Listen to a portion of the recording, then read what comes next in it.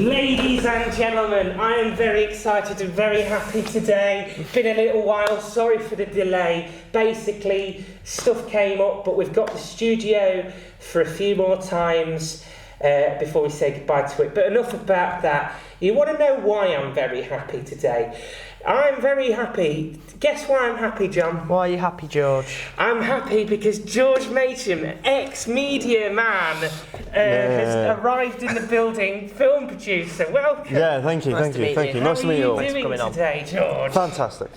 You know, lovely day, lovely podcast. Yeah. What more can I ask for? You know. Exactly.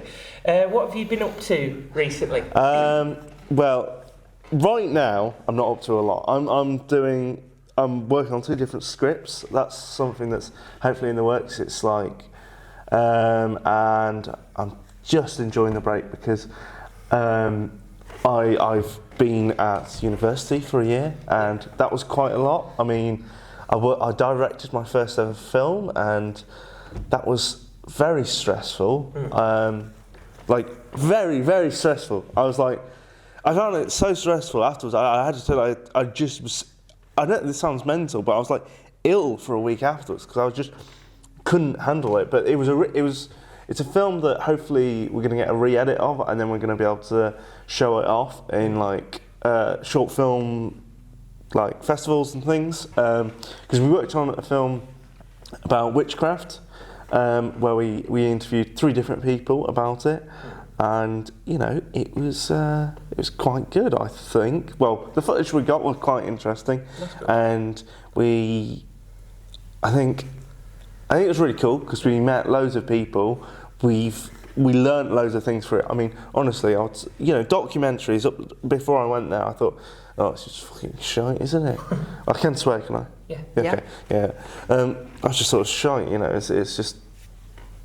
You learn rubbish and it's pointless and it's boring and it's what is the point in making a documentary? But when you're making one, you're like, oh my god, this is so cool. Because I agree. I brought the whole idea forward at first because I actually knew witches beforehand. I wrote like a little essay thingy when I was here about witchcraft, and it was in my head I was sort of like, right, I'm going to make this documentary and then I'm going to stop caring so much about this because I just kept on thinking I need to do something to do with witchcraft. I felt like this urge and I was like, I'll make this documentary and I'll get it out of the way. So I made this witchcraft documentary and I interviewed 2 people who I went to secondary school with and they were... Oh, fuck it, you know. Okay, one of them, really lovely. The other person, shite, right shite. I don't think they're going to watch this, so I'm saying this. Yeah. They were right shite. On camera, they were right shite. Okay, and even if they are watching it, you were being a right shite. Okay, so one person, fine. They were lovely. They turned up, and they filmed, and they were great, and... We had a great time. We had a little bit of laughing, and obviously it's quite awkward because we had this whole big film crew.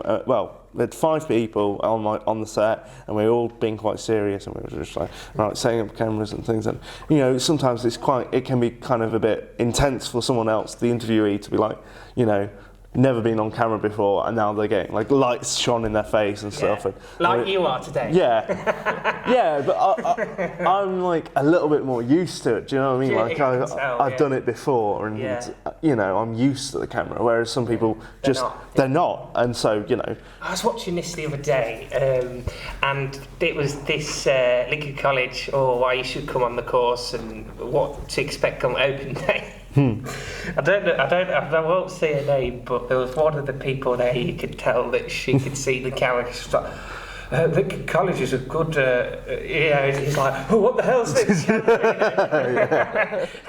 could tell she was a bit like, bless her.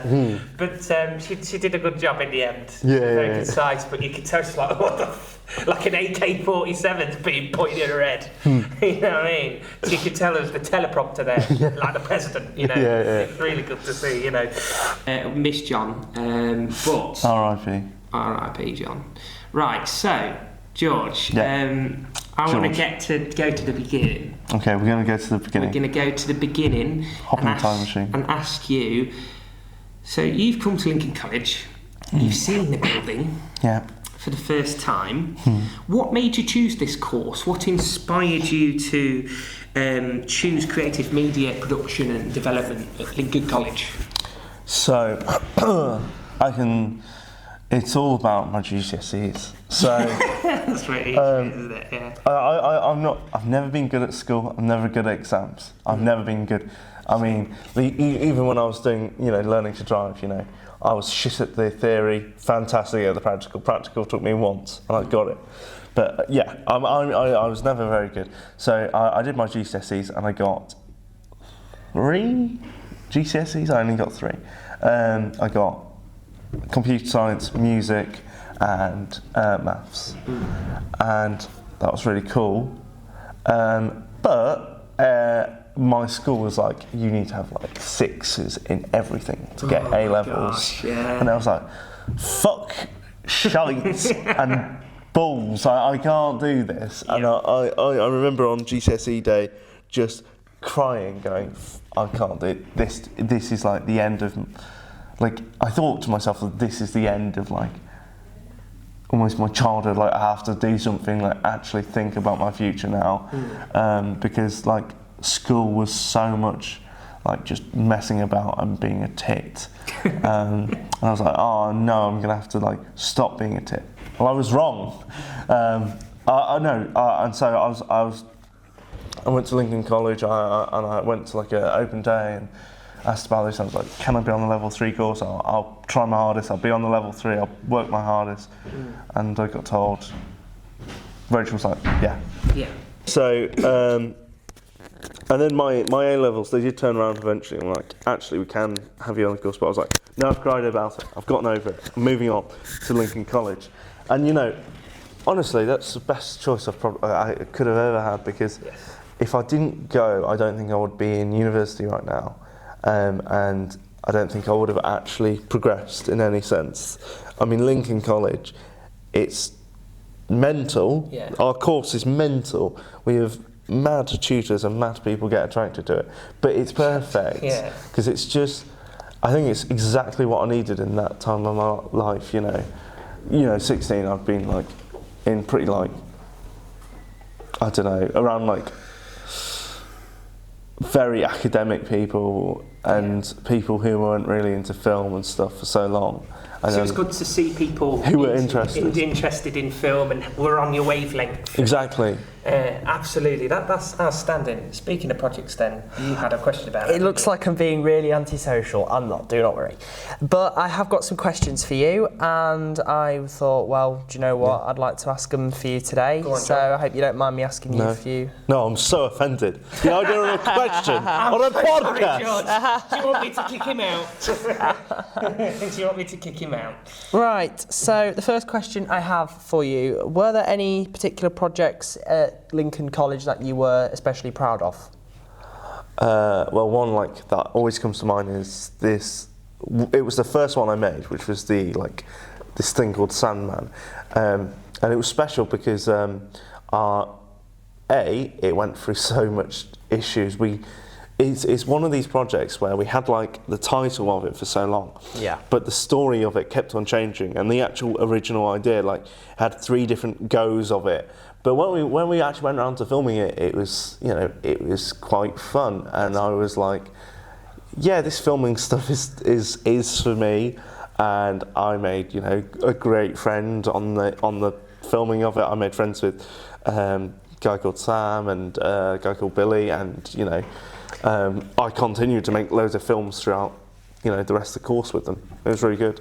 It's very nice. That's outstanding. So if you had to pick a specific film or project or little thing like that was your favourite out of the ones that you've worked on, what would that be?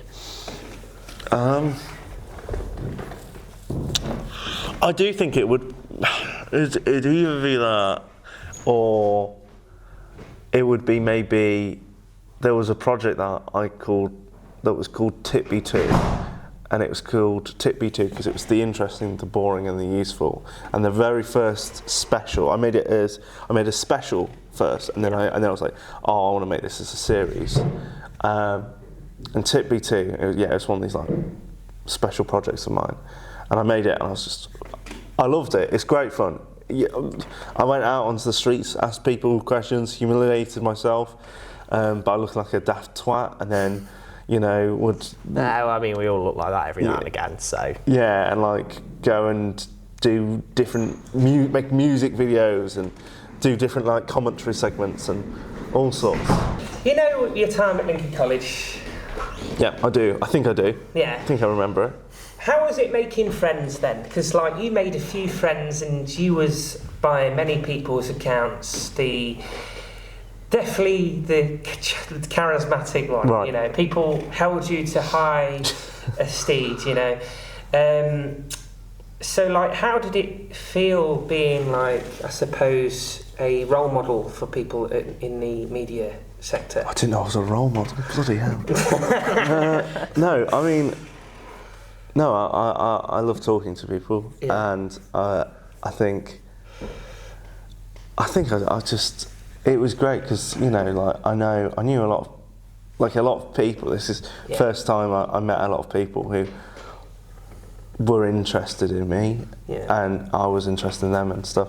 I think it was very much also a thing of like, what was it? It was the thing of like, I don't know.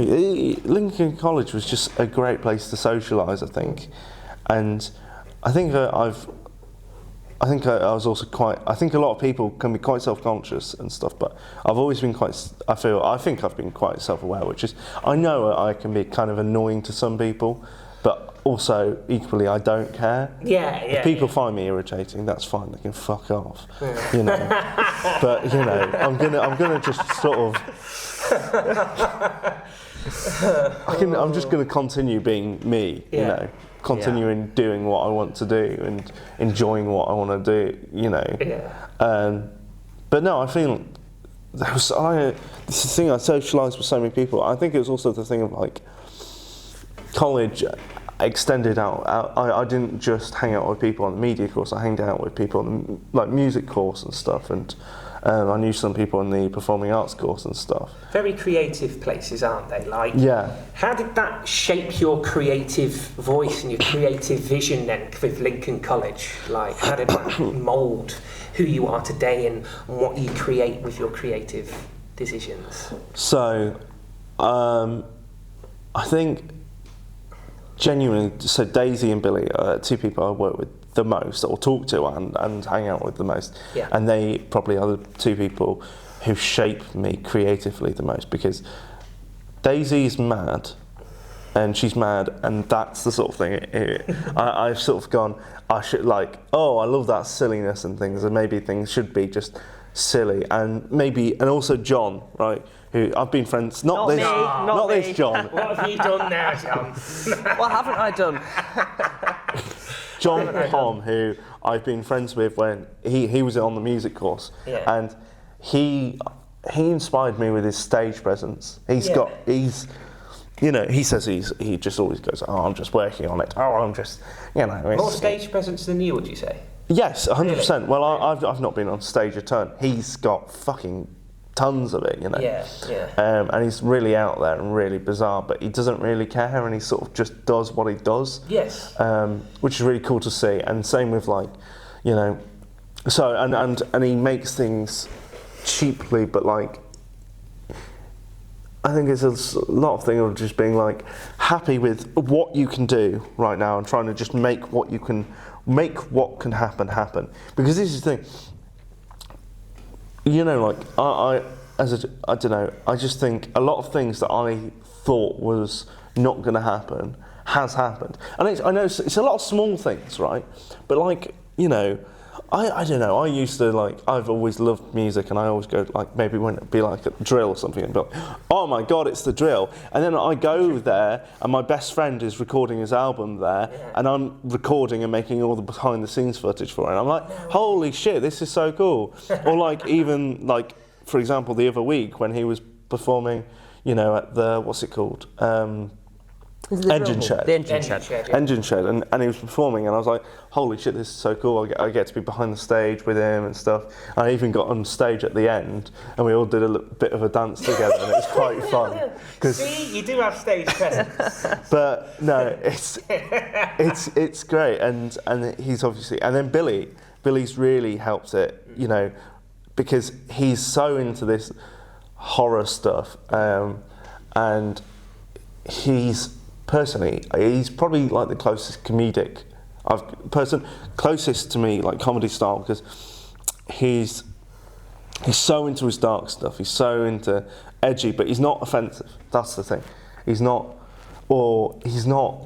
mean. No. That's the thing. I always think this is there's so many people who go, oh, I like offensive comedy, but they just mean I like being mean and rude and horrible. But offensive comedy can work and it can be a thing, but you need to work it well, balance it. Like there's what's the guy? There's a guy who does a podcast, much like this one. No, who he's just not as good as our not as good as this one. Promoting other podcasts on this podcast. I can't remember his. I think his name's like Noah something, and he really just didn't he build an ark?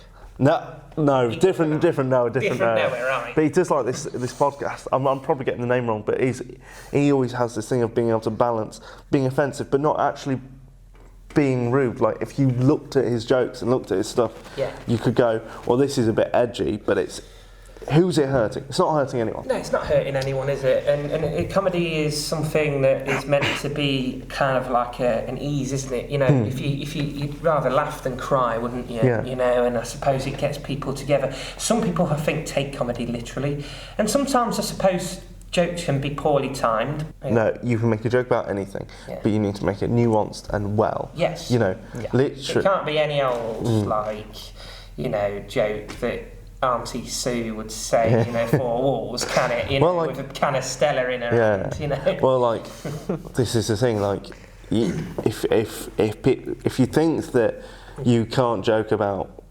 there's some really dark topics, like talking about killing yourself and you know, hurting, what's it called, you know, when you hurt yourself, you know, there's stuff like that, and that's really a horrible thing, and you think, can you make a joke about that? Can you make an actual nuanced, properly good joke about it? And then you watch maybe a sitcom like Such Brave Girls, and you're like, oh my God, there is actually a way of doing it. There is a nuanced way, but there's a problem of people going, they're mixing up the ideas of a non-nuance, a sort of like old sort of thing, and offensiveness. Take the mick out of the person, isn't it? But I suppose there's a way of like making light of it. Like Will was talking the other podcast, and he was talking about his struggles, but he also, the way he would cope with the struggles is to get through it with humour, and that's what he's saying in the last podcast that we did with Will, and he's a funny guy, and he was telling us after the podcast that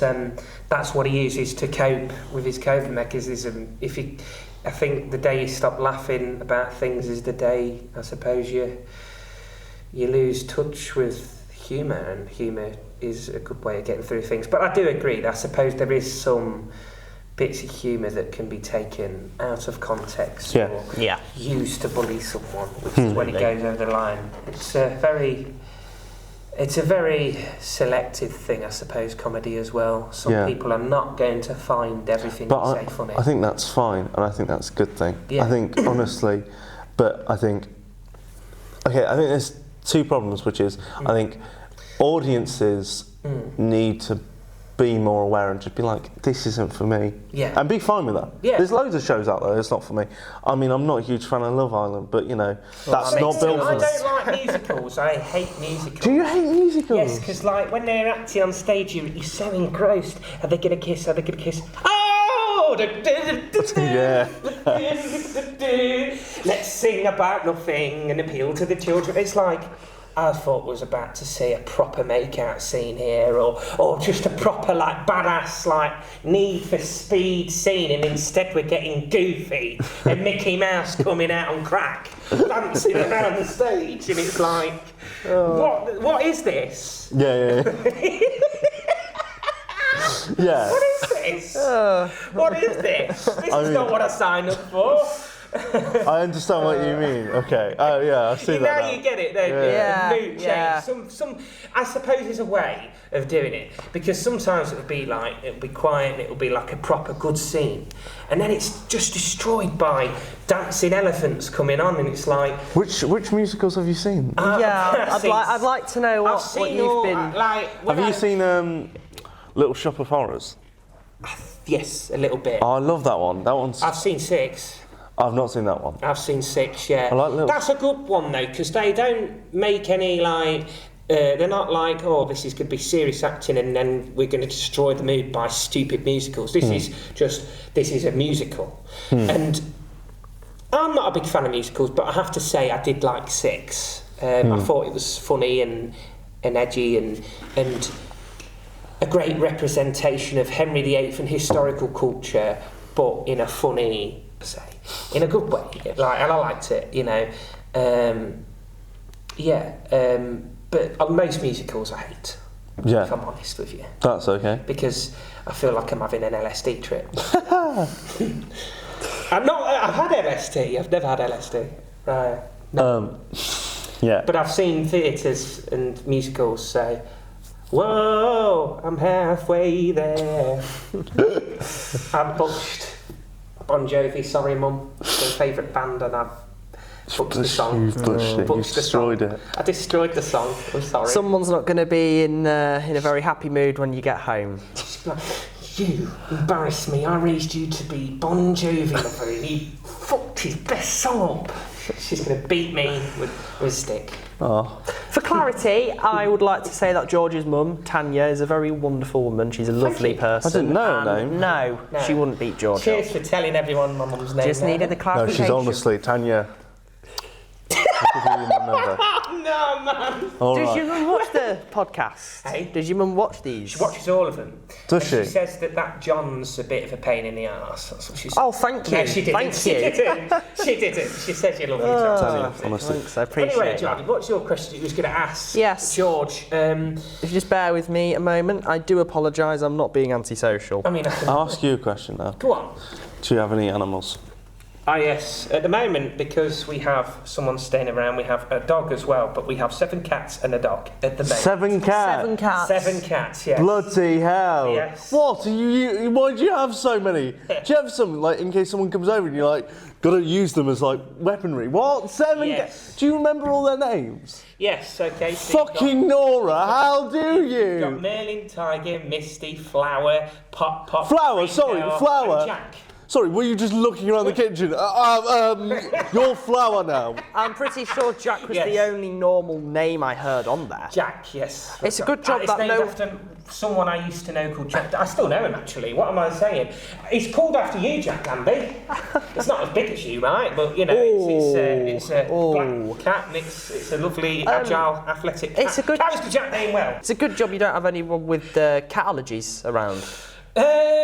Or am I thinking that you have got friends who you have I've got invited cat around allergies, before? John. You've got cat allergies. I'm allergic to them misbehaving and pissing everywhere. That's what I'm allergic So to. they piss a lot? No, actually. Okay. They're actually all right. They're actually decent, you know. But no, I love them. You know, I love my cats. I'm not allergic to them. I love them very much. And they're always there for me. And then, you know, you cuddle them and you feel calmer when you cuddle them. You know what I mean? You won't know unless you have a cat. But Okay, fair play. cats are, yeah. They can also be very selfish creatures, though, which is where the dog equalises it out. Because the dog's there, it loves you, it's going to die for you, it's going to protect you, and it cries when you die. Cat, you die, oh, there's some food there, nibble on his arm. You know, that's all they want, really, food, a bit of a cuddle. Whereas a dog loves you. And I think that's the one thing about cats versus dogs debate that I will agree with, that I am sorry to butt in. has more of a kind of emotional connection with you. I am sorry to butt in, George. Yeah. You say that cats don't care when a person dies. My cats- I think it's different, though. I genuinely do think 'cause they the dog do. I've seen the dog will stand by a grave and cry, whereas a cat will just, after 3 days, Okay. go, he's dead and I'll eat you. I'm scared of dogs, but I do have to agree, right? Yeah. I think dogs, fucking scary. Yeah. But I'm on his side. I'm sorry. Yeah. Cats, they want.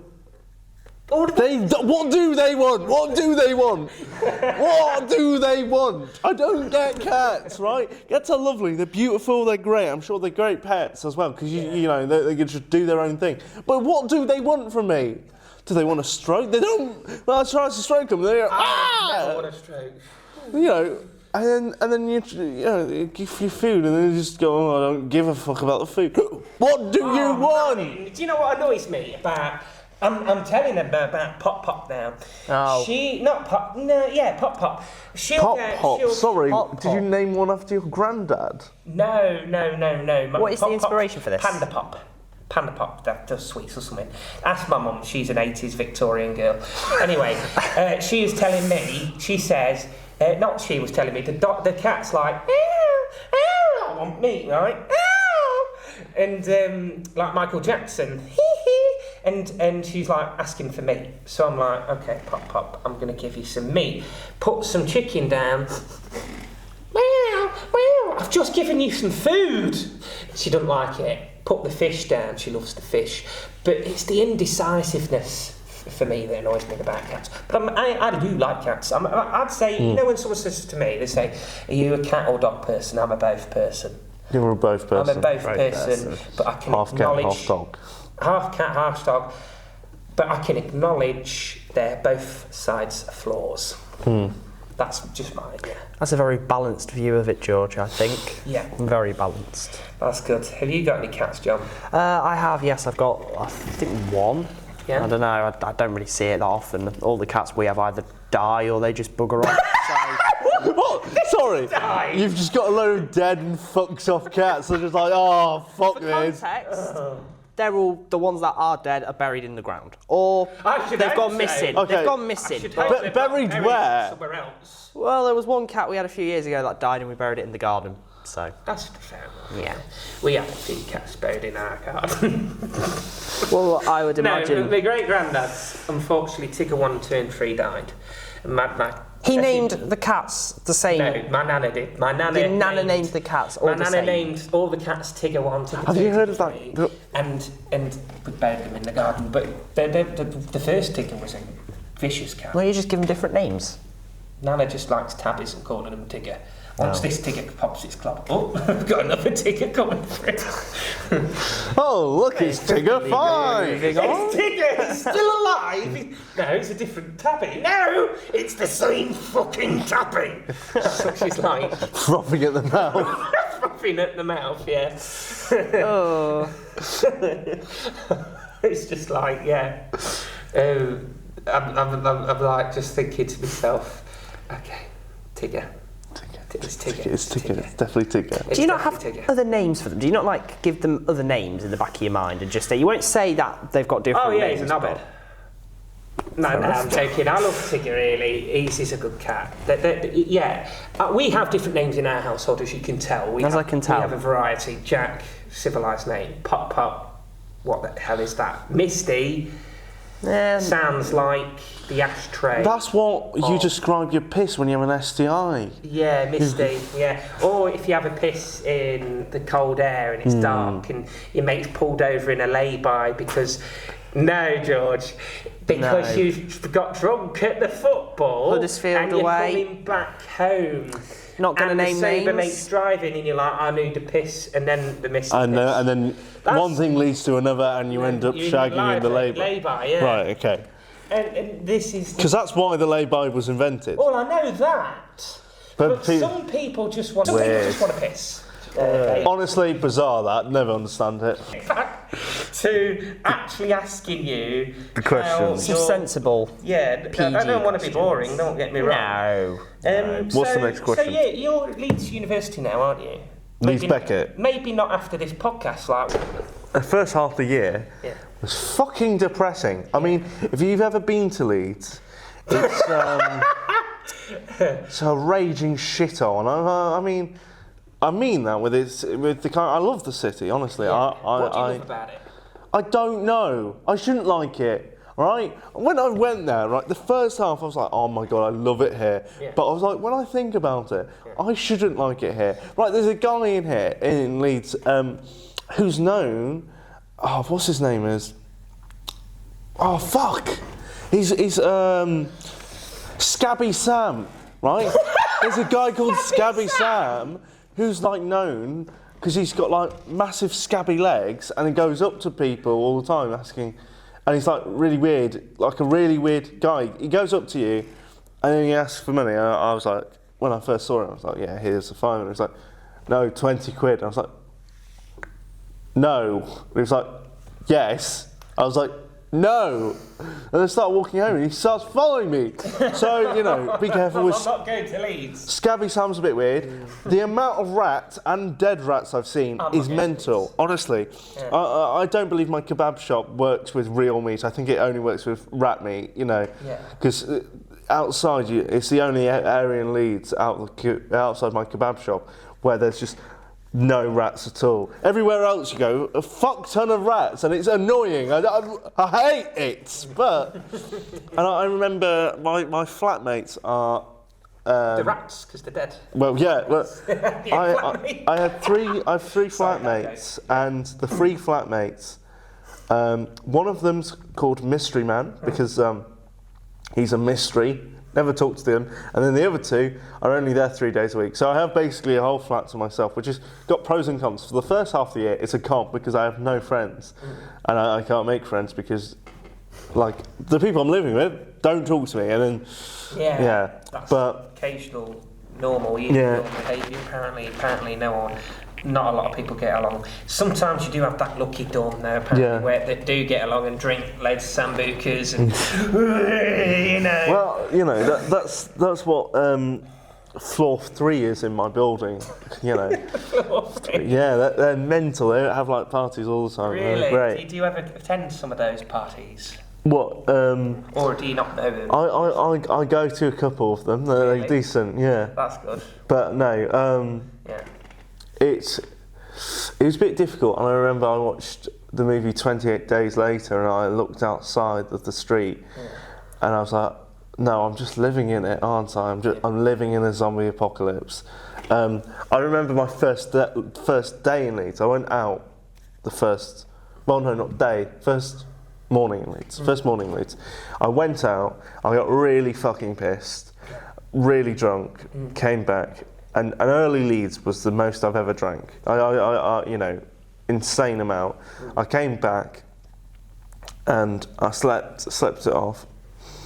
And then I woke up and I went for a walk and I went, this is fucking depressing. This is all mental.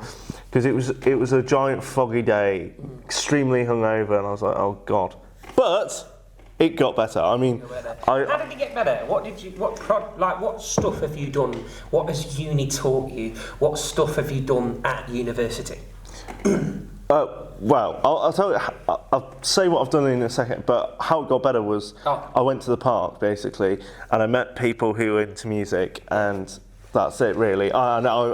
This is the thing. First half of the year, I didn't go to a ton of parties. Now I go to a ton. So you know, that's it. Go out, party, and drink. You do look like you're in Benidorm, to be fair. He's dressed for it. Yeah. You are dressed for Benidorm. And what was it? I went on a pub crawl actually recently. I went and it was shocking. It was 17 pubs. That almost killed me. Honestly, I felt so ill afterwards. How are you alive? 17 pubs. And I drank in, it took me 8 hours to do that. And Daisy picked me up to the last pub, my girlfriend picked me up, and I don't really remember much, but she said to me, George, one of the first things you said was I apparently fell onto her and sort of was sobbing a little bit. I went, bald man! Oh, God! Oh. Yeah, because apparently I saw a bald man and it made me sad. I remember. It's okay, George. I was walking home with her, and I kept on complimenting every man with a moustache. Yeah. Going up to him and going, "I love your stash, man. Honestly, I want to have that. It's fucking great, man." And honestly, meeting people like I got this friend called Josh, and he's a Lincolnite actually, which is so funny because went all the way to Leeds just to meet someone from Lincoln, but You can't escape your hometown, even if you try. Exactly. You can't escape it. But, you know, he's great, and he knows where all the stuff is, and honestly, it's quite fun now. And I'm excited for next year. I mean... Why are you excited? What do you do at uni? Okay, yeah. I'll talk. Interested to know, Sorry, I'll talk about that now. So you don't just get drunk, do you? no. Well, I wish. I would be seriously worried if that was I was. the case. So I had a couple of different modules. The first one was to do some script writing thing. That's cool. Yeah, it was all right. It was pretty decent. And then the second thing I did was working on this documentary, witchcraft documentary. Oh, yeah. That was quite stressful. Also, I'm going to do this because my producer wasn't very good on it, basically. Okay. I think that was the major problem. So it was quite stressful for me because I was like having to pick up all the other stuff. I was having to basically get the location stuff, the signatures from all the people. I was also trying to get then also more people, sort out the creative like actual idea of the project, sorting out like scheduling, and all the safety stuff. And also then when it came around to editing, I couldn't just do the creative stuff. I had to pick up all the sort of lawsuit things so we wouldn't get sued, and that's even more stressful because I'm like, can someone else just do this, like pick up things about like the copyright and things, and they're going, no, we can't. Oh, I can't do this, and you're like, oh, for fuck's sake, because it was, you know, it was really fun and really interesting to figure out, but it was just quite stressful, honestly. Fair enough. And we interviewed someone very late to the deadline, and like I think a week before we had to hand it in and stuff, and that was really difficult to sort of organise last minute and stuff, but we sorted it out in the end, and fair play. it was you know, our final edit was all right. I think it was all right. There's definitely a lot of things I didn't like about it, but because I thought in parts it looked a bit like a sort of not even C tier, more like a Z tier horror movie from the 80s in some of the weird, stupid, like zoom in fade shots that like look crap. But I think it was good. I knew it was good because, and I was glad because people would come up to me afterwards, because we all went to the pub afterwards, after the screening. And someone was like, oh, what film did you make? I was like, oh, The Witchcraft. Yeah, of course. And they were going, oh, that was really interesting. I learnt stuff from it. And I was like, yes, this is what I wanted. Fair enough, yeah. I'm glad that you had some positive feedback. Now, speaking of which, we met at the Man's Game, didn't we? We were filming a production. Yes. Travis was Chloe, the little girl, because we couldn't find a woman role. You was Thomas, the protector and the boyfriend, you know. I was Gary, the bully, and Kyle was, I can't remember what Kyle's name is, but he's the bully's little mate, you know. And we met there. How was your experience playing football? Because do you play sports often? No, I don't. Because we have someone that does play sports quite often. Ladies and gentlemen, we have an extra guest on the podcast, Harley Fincham. Come over. Don't you worry, George. You'll learn all about sport in this now. We've got Harley. Hello, would you like to come this way, Harley? There we are. Let me just see you're getting... Oh, wow, extra guest. Extra guest indeed. Not too many people. Absolutely not. There we are. Nice one. That whole podcast before was quite interesting, to be fair. The what? The whole bit before was quite interesting, to be fair. I think I only got about half of it there, didn't I? Right. Yeah, we would say. So, hello, Harley. How are you doing, my man? Nice to Hello, see Harley. you. Hello. So, tell us about your sports, Harley. This individual says he doesn't know much about sports. I've got two left foot. on the football pitch, two left foot. Two left feet. So you played football and you've done boxing. Yeah. Which one would you like to talk about first? I would go with boxing because I spent at least some amount of time doing that. Oh my Okay. god. So have you done matches and stuff? I had like two. Two. How did they go? I won my first one and then I lost by split decision in the second one. Yeah. Oh, rough. Ah, so where did you do that? Did you do... The Fight Factory. Oh, right, okay. Yeah, that's what's really, because there was a bit of a palaver of the second match, wasn't there? Yeah. And it got scored wrong the first time, or right, or however you see it. And then. How did you think it went, like the second one? I genuinely knew I deserved to lose, so I got floored so many times. I got rocked. But you got back up. Yeah. You got back up. That's the main thing. Yeah. Do you think you gave it your all though? So that much? Yeah, the guy was just better than me. Yeah. I would say, yeah. Fair enough. I know I'd lost in my head, but yeah. But the first match, how did that go? I was fighting someone that had like a little bit more experience than me, but not too much. They'd had like 5 more fights than me, because obviously that was my first ever fight. Yeah. And they were a bit shorter than me, and I think they weighed a tiny bit more than me, but that was it. Yeah, fair enough. How did you feel that went? Like your first ever match, feeling adrenaline. Nerves. Yeah. I think adrenaline got the better of me at that point. But you still I was just swinging. Yeah. I just went in swinging. And how does it work? Is there like a lot of showmanship to it at all? I don't know, because I don't really watch it. Not at like that sort of level, no. It's No. just all arranged in like a hall, just anywhere they can get, really. Yeah. Fair play. It's like little exhibition matches Yeah. and stuff like that. Are you planning to continue and do a couple more matches, or no? Threw in the towel Yeah. ages ago. Fair enough. What job? Not your It's thing. understandable. So I know we've spoken a little bit about like football, and I know George, you might not be as the biggest fan as No, you've said. it's all right. You've said before off He's got camera. 2 left foots, yeah. He's got two left foots. Yeah. Or his What words. if his left foot's good, like Messi? So I hear you are a Lincoln City fan, and you are a season ticket holder, and you're also a Manchester United fan. I also feel for you. Yeah, you lost So- to Tottenham the other day, didn't you? Give us your You lost to experiences. Tottenham. Give us your experiences of supporting. Well, Lincoln. We want to hear Lincoln, not Manchester United. We want to hear Lincoln.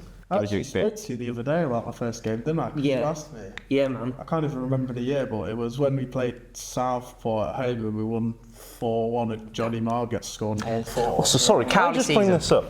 Why do we say we when we won things? We didn't do anything. We just watched it. We weren't on the pitch. Yeah. Our team won, but we didn't do anything. Yes, No, but we we, football John team, didn't do collectively. anything, especially if he's in goal. He Co- conceded all the shots. All right. That's why you were second choice to me. Collectively, though, we doesn't necessarily have to mean the players and the people working at the club. We get fans. They're the 12th man. Yeah. And with the support of the fans, it drives the players on to win. So we feel like we're a part of it. It's our club, you know. The And it is our players club come at the in, end of the day. And if you're Nile Ranger, you'd probably think Newcastle's your club and that you're entitled. No, the football is for the fans, and I think a lot of people get that concept right. Yes. And of course, the players on the pitch are for the players as well, because they represent. Anything that comes with that is just outside interference, like your press and your board members that have no clue what football is and just have clues about paychecks. Most of the time, I sound like Brian Clough here, but it's alright.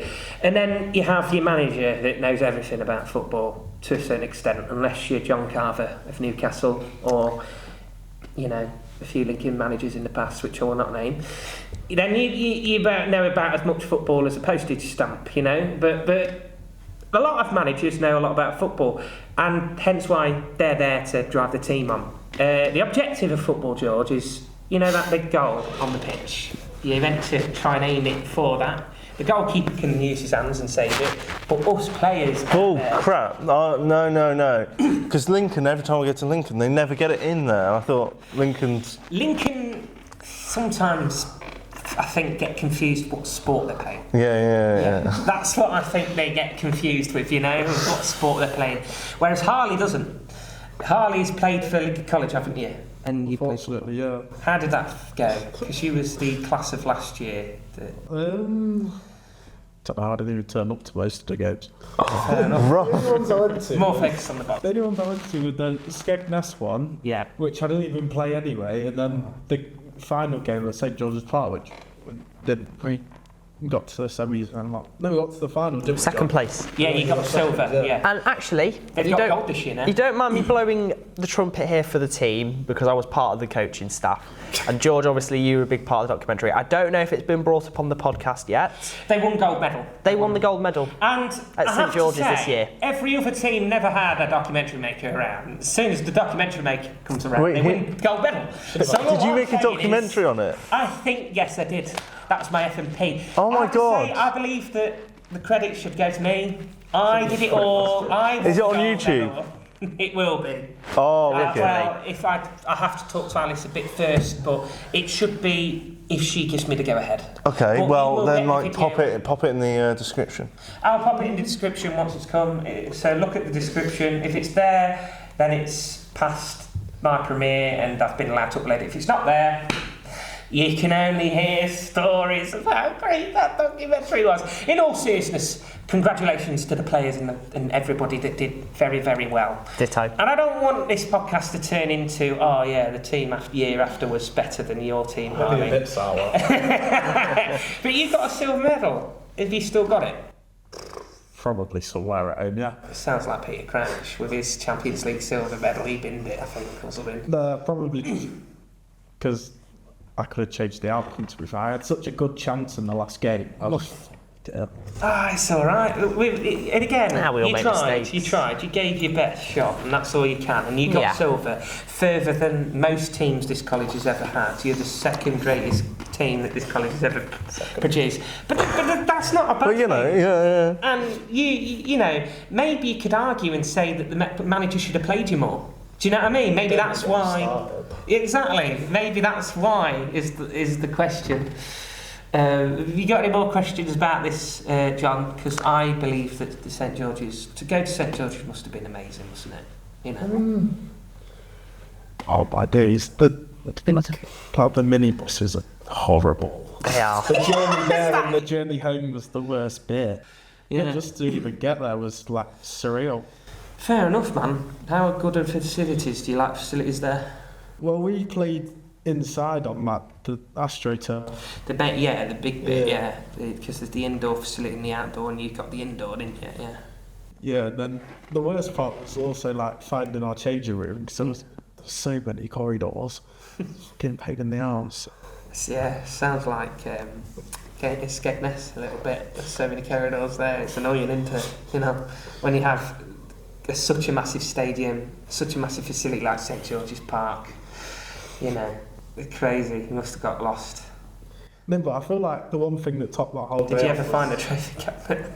Sorry. Yeah, the second place trophy, of course. Fair enough, yeah. But the whole thing that topped that day off, really, because we all went there expecting to get battered every game. But we only ended up like losing narrowly in the final. I think it was like 1-0 or 2-1. Was it Loughborough that won that one? It was a West Bromwich Albion. Bromwich Albion. West Brom. Yeah. And then they got revenge this year against West Brom. Battered them 3-0. Battered them 3-0. 3-0, yeah. I'm pretty sure. It's incredible. But respect for that, though. At least you've been to St George's, you nearly did it, and the whole opportunity must have been insane, you know, to see. You played in where Raheem Sterling, Harry Kane, Wayne Rooney have all played. They've all played on that pitch. Yeah, Raheem Sterling, yeah. Straight on that list. Right, straight on that, yeah. You'll mention with names like Raheem Sterling, mate, you know. They've played on that facility. Absolutely incredible. Have you got any more questions for him, John? Favourite moment as a Lincoln supporter? Probably like most. For me, there's two. It was either 2016-17 when we beat Burnley, or even 2 seasons ago where we beat Barnsley 5-1 away.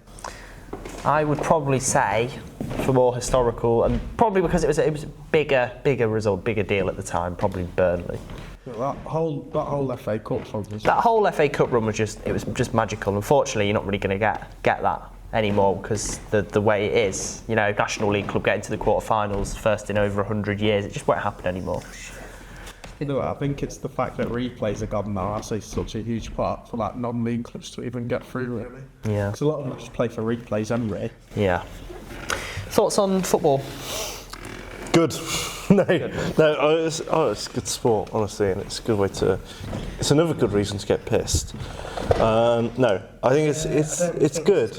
I don't really have a lot of thoughts on it. I've gone to a couple of games and stuff, and I think it's a very nice community, you know. Have you gone to Leeds United? No, God, no. Did you guys see on the streets after they won? Yes. Fucking carnage. Yeah, because they picked Burnley by goal difference, didn't they? Because both were on 100 points and Leeds got top. Yeah, I mean, Getting 100 points and losing the league. Imagine getting 96 and get promoted. In League One. Yeah, and I think it was Notts under- County did that in non-league as well, didn't they? 107 points, and they only won on a penalty shootout in the playoff final. Oh God! Oh yeah, I was there for that playoff final with Notts County. Yeah, I saw that. But no, George, you've seen the celebrations. Speaking of the which, celebration's mental.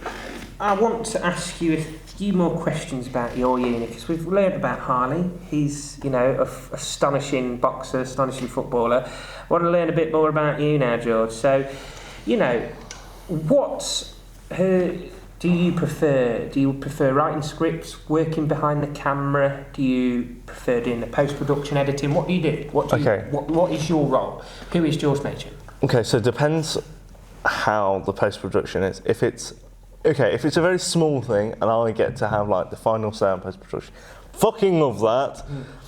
And I know that sounds wrong because it's great to work with people, and it is great to work with people, but I sort of prefer just doing it a specific person's way, and just going with it. If we're doing post-production editing, because yeah, as I said, this witch documentary, it took so long to edit, and we have to do re-edit because it went so wrong. I think the edit, at least. So I'm not as much of a fan of that. Now, I like filming things on small crews, but I keep on, if I get on a big crew, like I've recently, been getting in big crews, it cannot be. I end up. I don't know why. I keep on getting like the shit roll. So I was on this filming this thing, and the reflector stand broke. So we got this golden circle thing, and it's just a reflector and to create a thing. And I was picking it up, and we don't have LED lighting, which. The reason why that's important to know the difference between tungsten and LEDs. Tungsten is old lighting, right? Old lighting is hot and lets out loads of heat. And I kept on holding up this reflector to the light, this tungsten light, and I kept on going, guys, cut! Seriously, cut! I'm on fire! Because the reflector, not once, not twice, but 3 times whilst filming this project, caught on fire. And I would have to be like, oh, for fuck's sake, it's on fire again! I remember one thing, at one take I was like, this take's so good, I'm just going to let this be on fire for a bit. But yeah, script writing is my home. I love making a story, I love thinking of random shit up, and yeah, exactly. I mean, I think, I watch things all the time and I go, oh fuck, that's so cool, and it makes me want to make something I was telling you about this idea that I wanted to make, and it was because I watched the new Wes Anderson film, The Phoenician Scheme, and I watched it and I was like, oh my god, that's so cool, and I was like, I want to make my own wild kind of mad version, because no story's really your own and it's all probably inspired by something. So yeah, to answer it simply, script writing. Speaking of which, you say inspiration. Did you work with any standout tutors or teachers or people at the university that have influenced your creative decisions today? Or I have. Oh, brilliant. Okay, so James Jackson, who was a tutor, used to be. Hello, today we're going to watch a weird film. Yeah, exactly. That guy. I love him. He used to be a tutor here, and he's probably the guy's inspired and helped my I would say learning as much as possible, because he's been I think he's been the biggest critical sort of educator for me. Not in a bad way, he's not nasty or anything, but he's been really helpful, and he's sort of bizarre but quite funny and stuff. But he's genuinely, his weirdness has sort of really you know, opened up my eyes to all the different ways things can be and stuff. Yeah. You know, and being able to understand all the different types of film and also what things can mean, and you know, it can mean so much, you know, so important, you know. So yeah, I mean, James Jackson, I mean, lecturers, I don't really feel really connected to any of my lecturers right now. I mean, I find some of them are good and some of them are funny. And I had a lecturer called Dan, right, and my friend was telling me this story about him. So he's this massive artsy-fartsy guy who he puts on films every week, and I go through some of the screenings and I do think, what the fuck have I just done? Why have I seen this?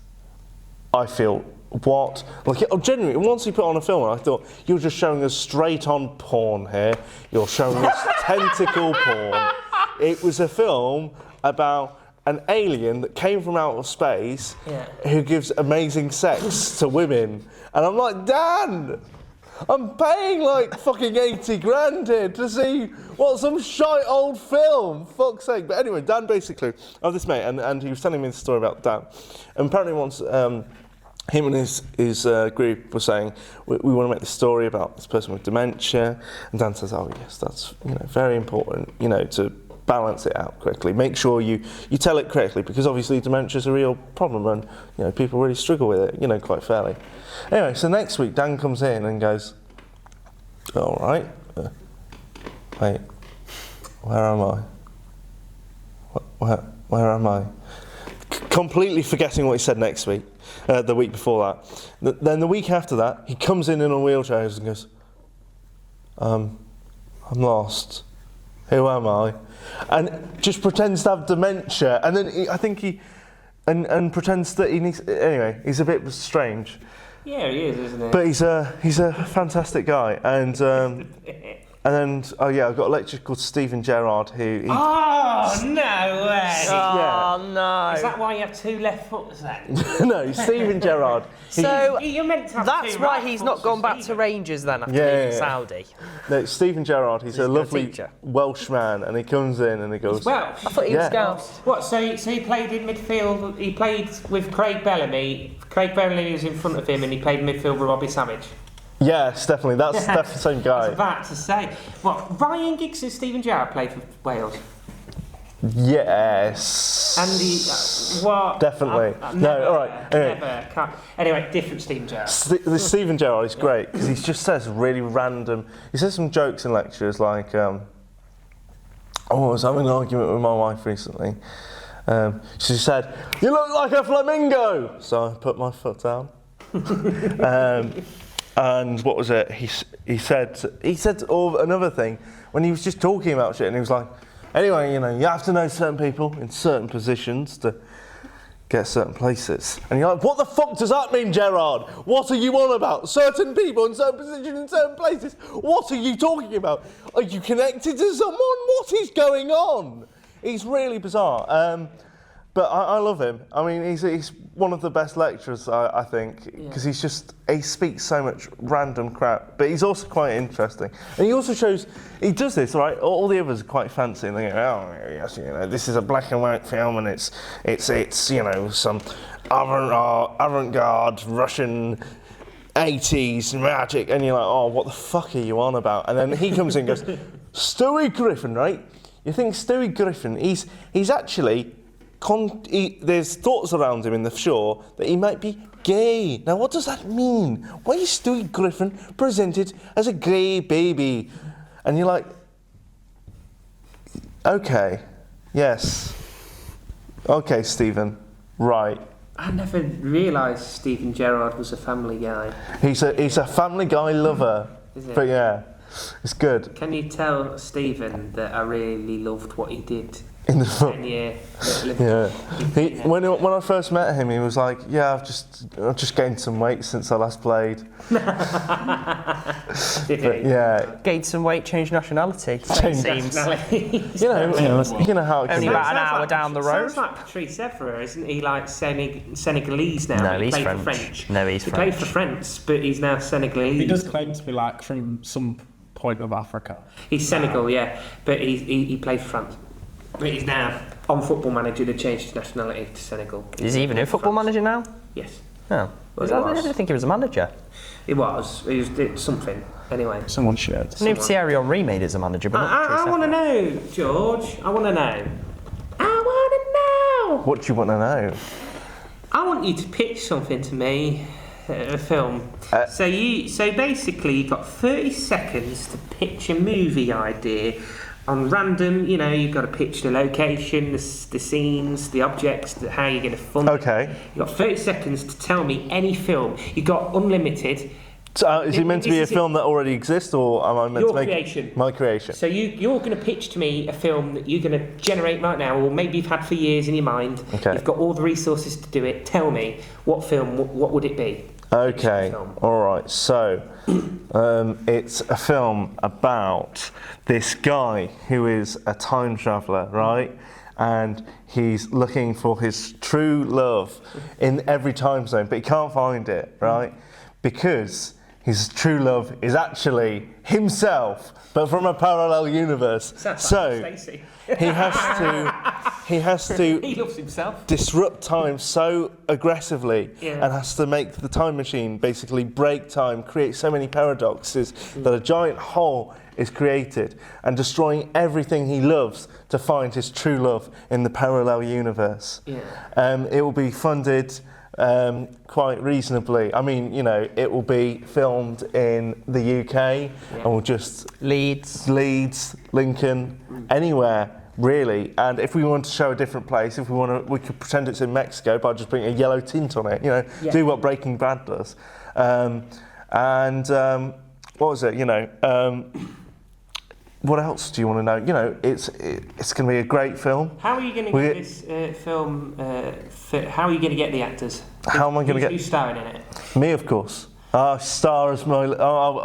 Do I not look like a mad time machine genius? Directing it. You look mad. Directing it. Daisy Boucher Walker. Yeah. Then well, obviously there's going to be someone else to help him out, you know, on this adventure, right. And that'll be Billy Dimolo, his best friend, who is meant to be, you know, knows all sorts of. He's the guy who actually invented the time machine. Right. You know, his friend just took it, but I just took it from him to try and find my true love, who's actually myself, but in a parallel universe. In a parallel universe. It's a true story. If you are delusioned to believe it is. Anything's possible. You can believe in anything if you take enough drugs. John. Yes, George. Pitch to me why you should be a manager of Lincoln City, because this is a Football Manager interview now. You know the game where you get Oh Christ, you put me on the spot. So why should you, with all the experience you've got now in your sports course, why should you become a Lincoln City manager over Scubala? Pitch that. Now I'm going to change it a little bit. Okay. Assistant manager, because I was not actually the main manager for the football team. Oh, we'll do a different scenario. Kieran is leaving. Says, "You all smell. I hate you all in this football team." You know, for whatever reason, or he's like, "Manchester City have offered me a job. I've won you lot the cup. Bye bye." Right. Obviously, everyone's looking and going, John's got to be next in line. He's already there, or they're going to hire someone else. They've put you in the room. So, John, you learned a lot from Peter and Kieran. Tell us why you should be manager of the college football team. Go. I believe that I should be manager of the college football team because I believe that the team needs continuity. Someone who knows the players, who knows what it means to be a part of the team, and someone who understands what this team, like, what it means to the college to represent the team at these big tournaments. And I feel that I am the man to lead the next generation of talent. Very good. What experience you got? So I have 2 years experience working as an assistant for both coaches that I've worked under, Pete and Kieran, and I also believe that this experience has been beneficial to me. I also believe that it has led me to develop my coaching skills, and Now, can I just break in here? How many feet do you have? I have 2 left foot. 2 left foots, as you Two say. left foots, 2 yeah. left foots. Sounds like a As you say. medical condition. Yeah. We can't discriminate. But can you kick the ball very well or? No, I can't kick the ball very How well. was your playing career? So what are you going to teach the lads from your own experiences, John? So my playing career was a very unsuccessful one in school. Occasional periods in goal, and the occasional period where I'd have a good run of form, maybe 3 goals Use in a tampon. 3 What I'd say for those periods. 3 goals in 2 games maybe would be followed by no goal in 4, 5 or 6 games. Loughborough away. And then But you've made some good saves as well. Yes, my experience for the college team. Forget about the playing career, 'cause you're not playing. Yeah. So You don't need playing experience as long as you know the game. So who are you bringing in? Who are you signing?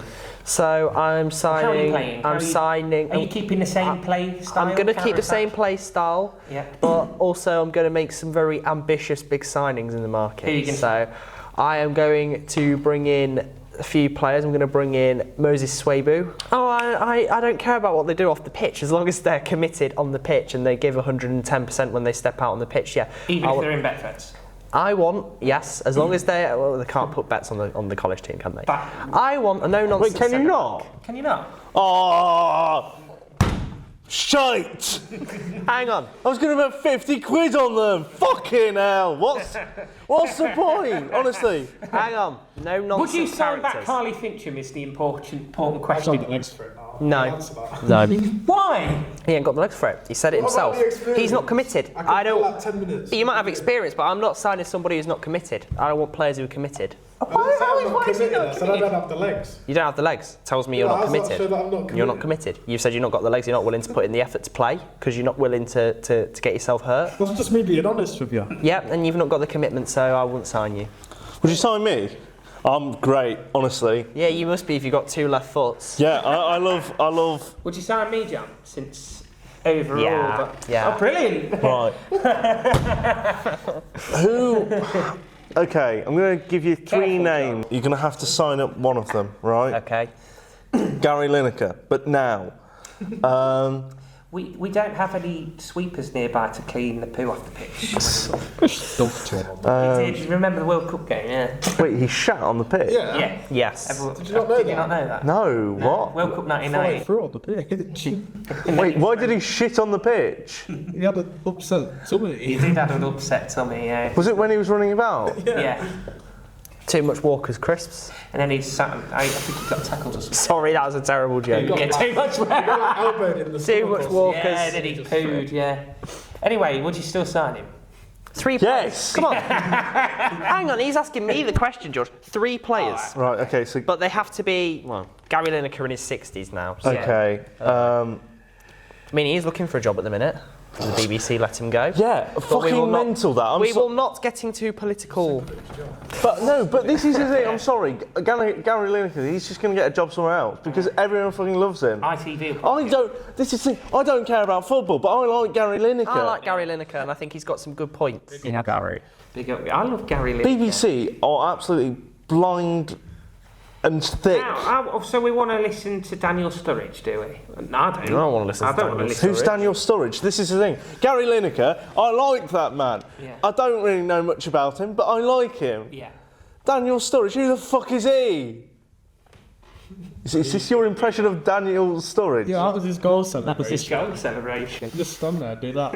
What, like dancing like a seal that's been chucked out of water? A flamingo. What the hell is this? Oh, yes. Yes, I won! Funny enough, he was my first footballing idol. It's Was he? Yes. that. What? Wait, are you talking about like... Are you talking about... No, he does it in a weird. We're not talking about Potwell, George. Oh, okay. We're talking about Daniel Sturridge. A bit of, bit of the FIFA celebration. It's all about the rhythm. Yeah, it's all about... Anyway, 3 players. Yeah. You've only given me 1. It's not Oh, encouraging. actually, you know what? It's not encouraging. And one... You know, give me a moment. I'm gonna... It's not encouraging, George. Okay, don't worry, I'll give you some. Give me some names. I'm just smelling, he's got new deodorant, so I'm smelling it. In my ear. Anyway, if you enjoy the podcast, make sure you like and subscribe. It really helps us, and it helps us with views. So, so Gary Lineker, Thierry Henry. My children. Is it? Terry Andre. Okay, so Gary Lineker, Thierry Henry. Is it? Just say Thierry. Thierry Henry. He's just saying like Tiara Henry. It's Henry in French. Just say Thierry. Okay. Thierry Henry. Gary Lineker, Henry, and who's the other one? Leonardo fucking Pants. Lionel Messi. Leonardo Messi Pants. I'm rejecting all three of them. I'm rejecting all three of them for Callum Belton. He's a player. Okay, actually, no. player. Right, I'm going to give you a list of, because I don't know footballers, but I know No, I can tell. people who are in TV. Go on Right. then, this should be fun. Okay, so Carl Pilkington, right? Steve Coogan, who's Alan Partridge. And you're going to have Yes, them I'm play a aware. football match. Soccer Aid, charity match, Yeah, maybe? Yeah.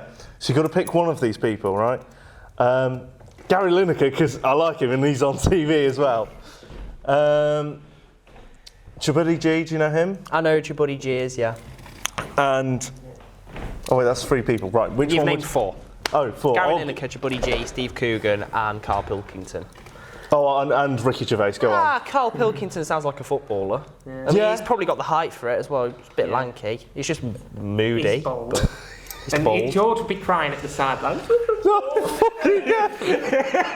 Well, I can't lie. If those 5 are the new Soccer Aid inductees, nominees for next season, it's a bit shit. I can't lie. Which one do you think has the most chance? Gary Lineker. Oh yeah, of Gary course, Lineker's Gary got the most chance. Lineker. He's- Because he's a footballer, isn't he? Well, yeah, Or you was. put Gary Lineker into the conversation, it's going to be Gary Lineker, isn't it? Or Ricky Gervais, maybe.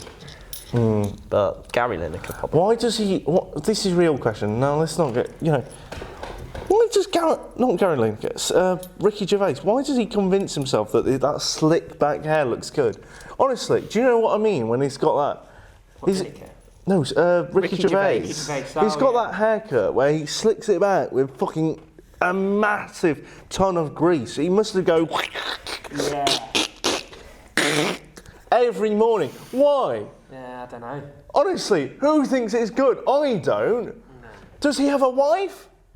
Because it fucking shows if he doesn't, you know? He's getting on, bless him. He's not going to look like how he did when he was younger. Yes. Bless him, you make him sound like he's a freaking 90-year-old man on his deathbed. I like him. I love Bless him. Bless him. Bless him. No, not bless him. Bloody no, he's weird, man. He's got weird hair. He's weird man with weird hair. Carl Pilkington has got no hair, so you can't have weird hair. No. So, that's the pro. Yeah, Does anybody ever notice as well, when they announce these charity games for football, it's always the same celebrities as well, like every time. Callum Best. Yeah, they get Callum Best or Max Jeremy Lynch. Max Branning from EastEnders or Cal the Dragon now as well, believe it or not. But Cal, when I first saw Cal the Dragon, he's fucking mental. He's mental. He's a Cardiff fan from Nottingham, by the way. What? And Cal the Dragon was at Oakwell Barnsley's ground the other day for a charity match. Why? I don't know why. Well, when he was at Sheffield United. Literally 2 people I saw on in that team, and Cal the Dragon was one of them. Also, who I why knew. do they call 2 them people I celebrity knew. matches when I don't know most They're not people? celebrities. It's always the same people wheeled out every time. Yeah, no, this is the thing. Every time when it's like, I also feel it's about like just genuinely like celebrity shows when they're like, okay, it's Celebrity Big Brother, and then you're like, oh, I know none of these people. Who the fuck are they? I don't know. Well, they're like attached to someone that you know, but they're not the person you know. No, exactly. They're like close, but not. Yeah. Yeah. That's the thing with celebrity football, and I've experienced, I've not experienced it, I've seen it, and I've gone, yeah, it's just B-list celebrities that can't get in the B-list is generous. B-list, by the yeah. way. Yeah. More like Z-list. Speaking of which, can I just ask you, Harley, about your footballing career? Oh God. You played for a few football clubs and stuff, haven't you? Yeah. How's football going? How was football for you, and what made you want to play it? Just since I was like as young as I can remember, the only thing I ever wanted to do was kick a ball. Yeah. Like, I never thought I was like ridiculous, but I just knew I was willing to outwork maybe everyone. And so that's why you decided to become a dominatrix, right? Not again. And sacked that off after 2 fights. And not according to John, who questions your commitment for whatever reason, but my question to you is, Harley, what made you want to do boxing instead of football? Because there you are, the only time you're ever going to get hit in the face with football is if you're in goalkeeping, and the rest of the time you just flop on the floor like a fish and pretend you're hurt. Why did you want to trade that to getting punched in the face? Well, at that point, It was a very admirable thing, by the way. I'd kind of like given up on trying to make football like a career. Yeah. So then I had to try and find sort of another hobby to replace that. And like originally I was just doing boxing for fun at like Bracebridge or whatever, even if it's just hitting a bag or sparring with my uncle or whatever, and it just gave me a similar sort of You saw Kelly Oliver in there, and did you meet Kelly Oliver? Kelly Oliver? Yeah. Sorry, is that Jamie Oliver's cousin? it's a boxer from Lincoln who got to the big time nearly. He was a good boxer, got to Commonwealth Games and stuff, but never managed to leap to the elite level. But he owns Bracebridge now, doesn't he? And he's a good trainer. He owns Bracebridge. This is not London. He was in the gym. Yeah. boxing gym. Boxing gym, yeah, and he does boxing. He used to be a boxer, so he trains now. Trains for what? He's not going anywhere. He's proved that, hasn't he? What do you mean? What? He didn't go anywhere with it, so why is he training? Training over boxing. I'd like to see you say that while he's in the room with you. Well, I'm not trying to be rude, but like, you know, where's he going? For a joke, I don't know. Home. No, exactly. I don't know what Kelly. He's just using the experience he got in the ring against, for other fighters. What, like he's engaged? Yeah, I don't know what his marital status is like. All I know is that there was a big Lincolnshire clash between him and Lee Swaby back in 2001, which he won, and he's the king of Lincolnshire. Right. Yeah. Is he really the king of Lincolnshire? Because I don't know really him. You've just mentioned. Do you know what I mean? I'm not sure, but he beat Lee Swaby, yeah. Who's Lee Swaby? Another trainer from Lincoln. He's another boxer. He fought Tyson Fury, Derek Chisora. Oh, wow. Yeah. So, He was actually good. Jamie Oliver's cousin went against someone who was actually good? Yeah. Oh, Beat nice. him. Jane Oliver's cousin beat him, yeah. Oh, that's pretty Went to amazing. the Commonwealth Games. Jamie Oliver's cousin went to the Commonwealth Games. Yeah. Fuck Kelly's yeah. going to watch this and go, right, they're coming to the gym, I'm sparring all three of them and knocking them out. That's what he's saying right now, watching this. No, but, yeah. Poor George Machin's going to be in the corner. I'm sorry, Kelly. While he's Just unleashing. This is what I did to Lee Swaby. Lee Swaby. Lee Swaby. So, is that a woman? Lee Swaby, no, it's a man. Lee's. Yeah, Lee Swaby, the man, yeah. Not woman. Okay, that would have been wrong then if I said that. Lee Swaby's the man. He's after me as well now. They all are. They all are, believe me. We've got quite a few. There was one that faced David Hay. I think his name was Boo or something. Sorry, what are the David Hay? Yeah, You've David Hay's never not heard from of David You've Hay? never heard of David Hay? I'm No. not into boxing. Even I know who David Hay is. Sorry, fucking hell. Haymaker. No, I know like the big people, Tyson Fury, Yeah. Muhammad Ali. Anthony Joshua. No, I'm I genuinely, I've not watched boxing ever. Actually, I think I've watched when. Did they like live stream when Logan Paul and KSI? Yeah, they did, yeah. Yeah, I think I watched that. Fair enough. So, quick last departing question for you, Harley. Then, like, what made you? So when you get in that ring for the first time, how was you feeling? What was the advice from your trainer, and how was you feeling in the match, and what was the whole experience like? And to be honest, when I first got through the race, I thought pee was dripping down my leg. Yeah. You thought what? Bricking it. I thought it was poo dripping down my leg. I was bricking it. Yeah. But got told to sit back and just absorb all the punches and then just try and counter them, really. Yeah, The Simpson. he just stood there, and then he's like tired. Push him over with your pinky finger, and you've won the match. And how did that go for you? No, but did you win? Yeah. Yeah, won. So you were obviously just being defensive. You weren't just sitting there and going Muhammad Ali rope and dope. You was obviously just being defensive and on the back foot a bit, right? You was picking him off. Was that your whole aim? Yeah. To pick him off and outbox him while he comes towards you and tries to make it a fight. That's probably like outboxing the second person could work. Yeah. So, Hard to box. Yeah. so you've done boxing before, right? And do you have you tried that at Amazon? You know, they do a lot of boxing jobs there. I'm sure he'd be good at that. Packages. You actually defeat the Amazon package, you know, just Bosh! close it up, you know. Poor Amazon. I don't want my package to be handled. Thank you very much. Anyway, enough about that. George, any last departing comments on your film industry? Anything you'd like to mention? Yeah. Go on. Ah! Okay.